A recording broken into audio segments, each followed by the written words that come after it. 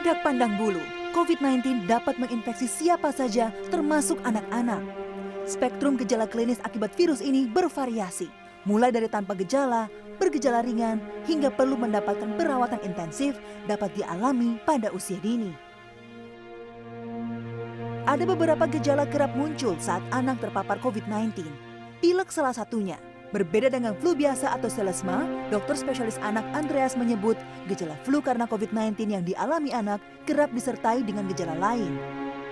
Jadi kalau memang flu biasa yang kita sering sebut atau bahasanya common cold itu biasanya jarang disertai demam.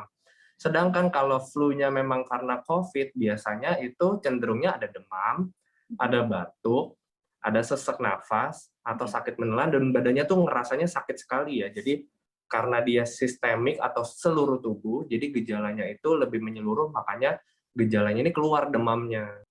Tidak boleh diabaikan, perlu pemeriksaan tes COVID-19 untuk memastikan apakah anak positif COVID-19 saat mengalami gejala flu yang disertai gejala lain.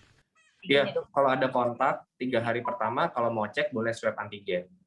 Tapi kalau udah ada keluhan demam, biasanya tuh muncul di hari kelima atau hari keenam perjalanan penyakit dari COVID, silahkan boleh dicek PCR. Silahkan nanti sambil menunggu swab PCR, biasanya nanti konsultasi juga tuh. Biasanya nanti kita arahkan sebelum kita tahu ini memang positif COVID, kita tetap kasih tata laksana yang mirip, yang sama-sama orang yang menderita COVID. Kenapa? Karena dia ada riwayat kontak. Jadi kita kasih yang pertama vitamin C. Dosisnya berbeda-beda bergantung sama usia. Yang kedua kita kasih zinc. Dosisnya pun berbeda-beda bergantung usia. Lalu vitamin D3 itu dosisnya juga berbeda bergantung dengan usia. Selain vitamin-vitamin tersebut, yang jelas kalau ada keluhan demam silakan diberikan obat demam. Kalau ada pilek boleh diberikan larutan natrium klorida atau larutan fisiologis untuk cuci hidung. Sementara itu, menurut Dewan Pakar Ikatan Ahli Kesehatan Masyarakat Indonesia, Hermawan Saputra, masyarakat dituntut lebih sadar akan bahaya infeksi virus di masa pandemi.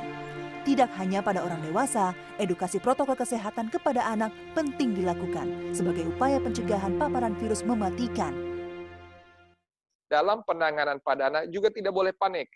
Orang tua seringkali terlalu panik ya atau over, nah sehingga kadang kebingungan harus bagaimana. Tetapi kalau anak-anak demam, bergejala seperti yang tadi di suasana seperti pandemi, batasi ruang geraknya, gunakan protokol kesehatan baik orang tua maupun anak. Jadi ajari bagaimana menggunakan masker gitu ya. Bagaimana dia harus berperilaku di rumah ya tentu diberikan contoh yang baik. Adaptasi kebiasaan baru dari usia dini menjadi jawaban yang harus dilakukan. Waspada dan disiplin protokol kesehatan. Jangan sampai anak jadi sasaran empuk virus selanjutnya. Indrayani Laksmi, Indra Hadi, Jakarta.